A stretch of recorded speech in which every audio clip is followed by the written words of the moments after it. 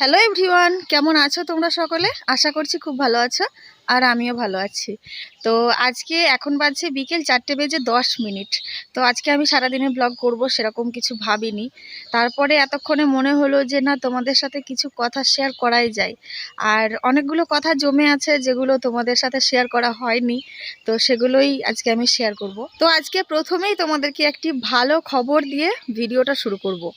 অনেক দিন ধরে ভালো খবর তোমাদেরকে দিতে পারছি না, মানে যতবারই ব্লগ করছি ততবারই খারাপ খবর দিয়ে ব্লগটা শুরু করতে হচ্ছে। তো আজকে একটা ভালো খবর আছে, আর আজকে একটা ভালো জিনিসও হতে চলেছে আমাদের বাড়িতে।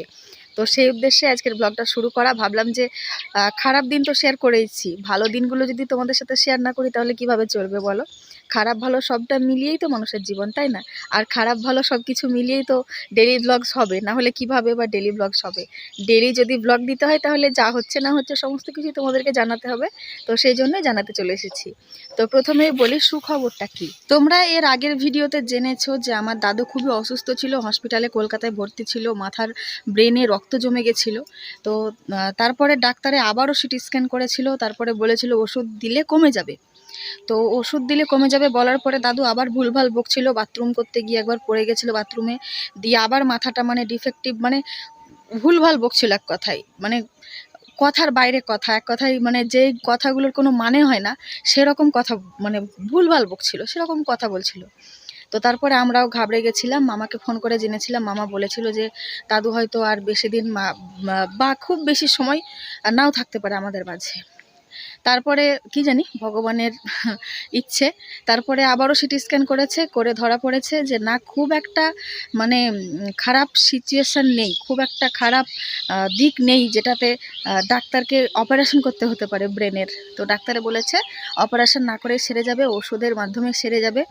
আর দাদুকে ছুটিও দিয়ে দিয়েছে হসপিটাল থেকে, আর ছুটি দিয়েছে কালকে। তো কালকে রাত 1টার সময় অ্যাম্বুলেন্সে করে মামা আর আমার মেসো গিয়েছিল আনতে দাদুকে।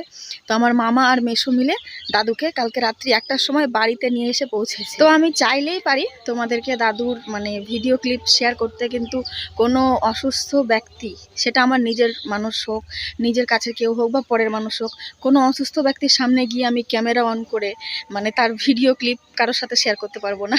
তাতে যদি আমার চ্যানেল কোনোদিনও ভাইরাল নাও হয়, তাও না হোক, কিন্তু আমি এটা করতে পারবো না, কারণ এটা আমার রুচিতে বাধে।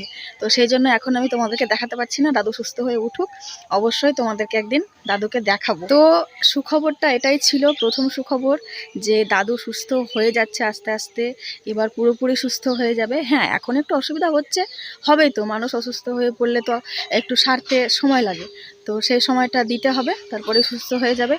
ছাদের উপরে অনেকক্ষণ ধরে বসেছিলাম, তারপরে দেখলাম যে দুটো জিনিস মেলা আছে, আমারই দুটো জিনিস, আর বেশি কিছু নেই।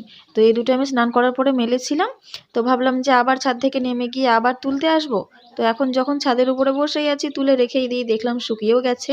তো সেই জন্য তুলে নিলাম। আর বাঁশের উপরে অনেক পিঁপড়ে দৌড়ে বেড়াচ্ছিল, তো ভাবলাম একটু ঝেড়েই রাখি, না হলে আবার পরে পিঁপড়ে থেকে যেতে পারে জামা কাপড়ে। তো বন্ধুরা, আমি ছাদে বসে বসে মোবাইলটা দেখছিলাম, তো ইউটিউবে আমি একটা কন্টেন্ট দেখলাম, যেটা দেখে এখন মানে আমি ভাবছি যে ভাই, এটাও একটা কন্টেন্ট। মানে আমরা তো ডেলি ব্লগ এখন করছি, ঠিক আছে, ডেলি কি করছি না করছি, নতুন নতুন দিন, নতুন মানে একটা নতুন দিন মানুষের কিভাবে কাটছে, এটা কন্টেন্ট হয়।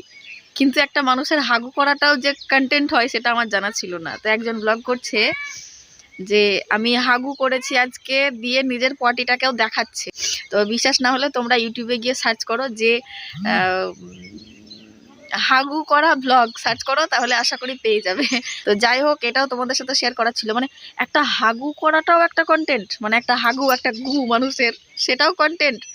যাই হোক, মানে এরকম নিত্য নতুন যদি ইউটিউবার না আসে তাহলে আমাদেরও জানা হয় না যে মানে কত রকমের কন্টেন্ট হয়, সেটা আমরাও জানতে পারতাম না। ভালো লাগলো দেখে ভিডিওটা, অনেকটা ইন্সপায়ার হলাম যে এরকম ভিডিও বানানো যায়। তো মানুষ যদি নিজের গুয়ের ভিডিও করে সেটাকে কন্টেন্ট হিসেবে মানে সোশ্যাল মিডিয়া আপলোড করতে পারে, তাহলে আমরা কেন ডেলি ভ্লগ করবো না বলো? তো এই যে এটা হচ্ছে একটা দাদু, আমার যে দাদু তার নিজের ভাই দাদুকে দেখতে এসেছিল, মানে নিজের দাদাকে দেখতে এসেছিল, এখন বাড়ি চলে যাচ্ছে সাইকেলে করে। তো আমাকে বললো একটু হেঁটে চলে বেড়াবা, সবসময় বসে থাকা ভালো না। যাই হোক, ভালো কথাই বলেছে, শিক্ষণীয় কথা যেগুলো। তো আমি তো একটু হেঁটে চলে বেড়াই, তোমরা তো জানোই। আর মানে এরপরে আমি যতটা হেঁটে চলে বেড়াই, এরপরেও যদি কেউ বলে যে না, যারা হেঁটে চলে বেড়ায় তাদের নর্মালে বাচ্চা হয়, মানে এই সমস্ত কথাগুলো আর কি। তো আমার যদি নর্মালে না হয় তাহলে কিন্তু এই সমস্ত কথাগুলো আমি বিশ্বাসই করব না। কারণ আমার মতো হাঁটা চলা মনে হয়, মানে আমি যেই হারে হাঁটা চলা করি আমার মতো কেউ করে না সেটা বলবো না, কারণ আমি তো সবাইকে দেখে বেড়াইনি। তো যাই হোক, আমি যথেষ্ট পরিমাণে হাঁটা চলা করি, কাজকর্ম করি যথেষ্ট পরিমাণে।